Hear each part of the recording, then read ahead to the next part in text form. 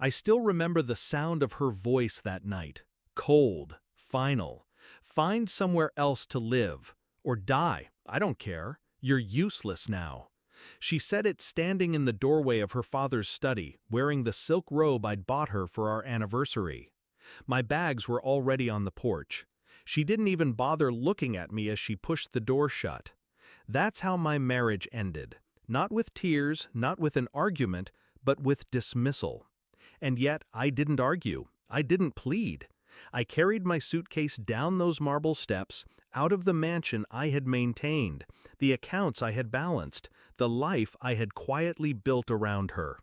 On the drive away, I didn't cry. I smiled. Because I knew something she didn't. When we met, she was the wild, spoiled daughter of a real estate tycoon. Money was oxygen to her. Consequence was foreign. I was the man her father liked, the one with discipline, with vision. He said I grounded her. He was right. At first, I believed I could save her from herself. She believed I was a ladder, a convenient foundation for her chaos. Somewhere between our promises and her tantrums, love turned into a transaction. And I was fine being the quiet partner, fine letting her wear the crown while I handled the books, the assets, the trusts. Her father saw it too. He trusted me more than he ever trusted his own blood. That's why his death didn't just change her life, it changed mine. The night she kicked me out, I didn't fight because I already knew the terms of the will. I had helped draft it.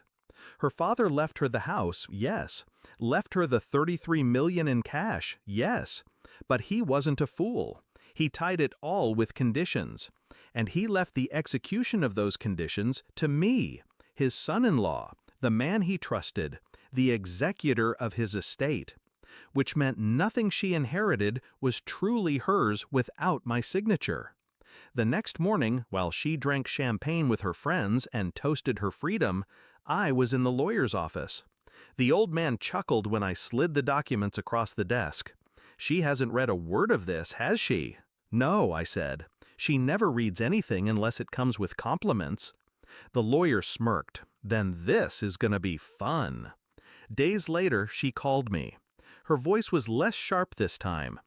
"Have you reflected?" she asked, as if my exile was some punishment, a test. I told her I'd meet her at the lawyer's office. I wanted her to hear it in the right setting with the right witnesses. When she arrived, she was dressed in designer black, feigning grief she didn't feel. Her sister clung to her side, eyes glittering with triumph. They thought I was coming to beg. Instead, I placed the will on the table. "Did you even read it?" I asked. She rolled her eyes. "I don't need to read it. It's mine." The lawyer cleared his throat, almost theatrically. "Actually, not quite," he read aloud. Her father's voice echoed in every clause.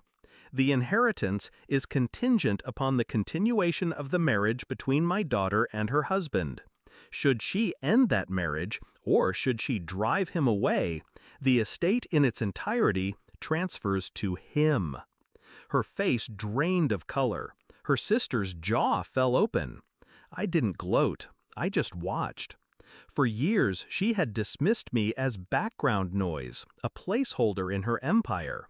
But in that moment, she finally saw me for what I was, the architect of her downfall. She lunged for the papers, shaking, accusing me of forging them. The lawyer calmly showed her the seals, her father's signatures, the notarized witnesses, all ironclad. I leaned back in my chair, letting the silence crush her. "I didn't leave you," I said quietly. "You threw me out." Her sister cursed, pacing like a trapped animal. "This can't be legal." "Oh, it's very legal," the lawyer said, smiling. I picked up the pen, signed where I needed to sign, and just like that, the $33 million, the house, the cars, the empire shifted into my control. She stared at me like I was a stranger. "You can't do this," her voice cracked. "I didn't do this," I said. "You did." When I walked out of that office, the roles had reversed. I wasn't the man being thrown out anymore. She was the one left behind, clinging to air, realizing her fortune was gone before she even touched it. Her sister screamed in the lobby, accusing her of ruining everything. I didn't turn back. I didn't need to. That night, I returned to the mansion. My mansion now. The staff greeted me with quiet nods. They'd been waiting. I poured myself a drink in the study, the same room where she'd dismissed me. Same robe still draped on the chair. Same air of arrogance lingering in the walls.